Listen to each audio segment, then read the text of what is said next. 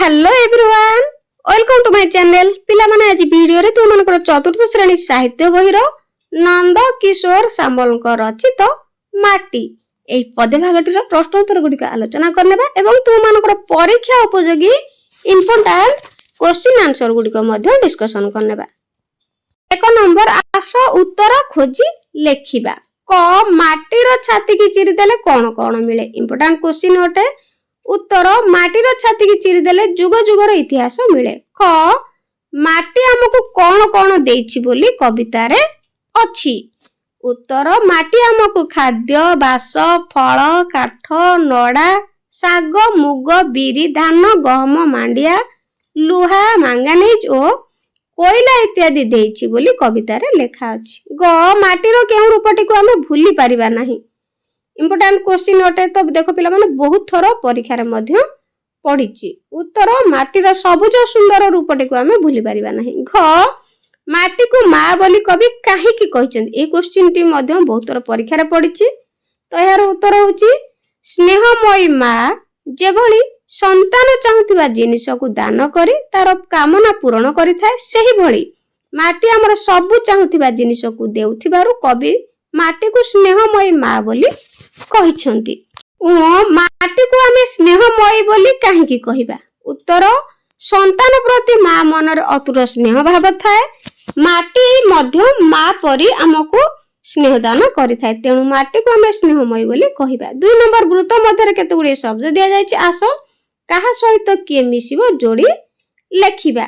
जेमिति खाद्य बास सेही भली स्नेहमयी माँ जाति जाति फल निरिमल झर छपर नड़ा सबुज सुंदर।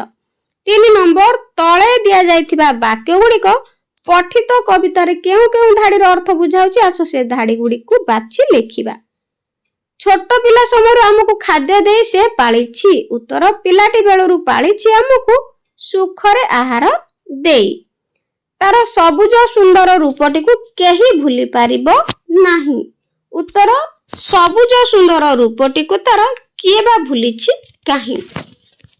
तार माटीरू खोली देले अति निर्मल झर झरी पड़े। उत्तर केते निर्मल झर फिटी पड़े ताड़ी देले टिके माटी।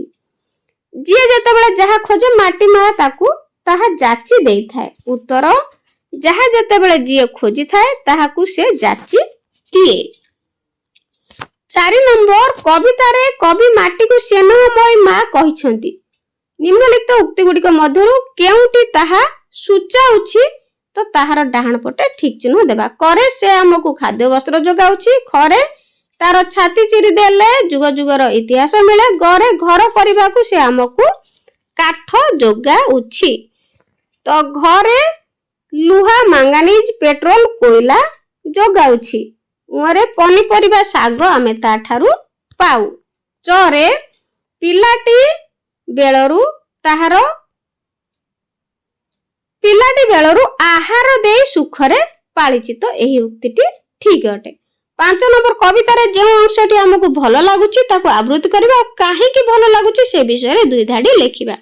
यार उत्तर होछि कविता रे भलो लागुथिबा अंशटी।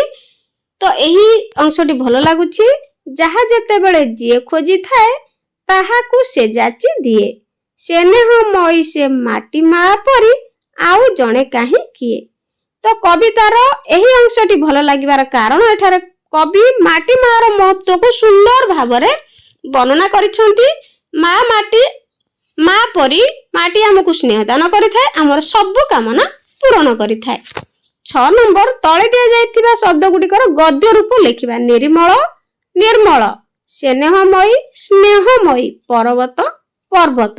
7 नंबर जहा जेतेबेले जिए खोजी थाए ताहाकू से जाची दिए। एही पदरु जहा बुझा पडुची निज भाषा रे लेखिबा। एहा मध्य 2013-14 आर्थिक वर्ष रे क्वेश्चन पडिसला। तो एहा मध्य इंपोर्टेंट क्वेश्चन अटे। तो भलो भाबरे प्रिपेयर हो। यार उत्तर होची माटी हमर माँ परी माँ जेभली अति स्नेह रे तार पिला मानक पई नाना जिनिस साइति रखि थाए एवं पिला माने मागिले स्नेह रे देई थाए सेही भली माटी माँ हम पई नाना जिनिस साइति रखिछि एवं जहा जेतेबेले जे खोजे से ताकू ताहा जाची करी देई थाए।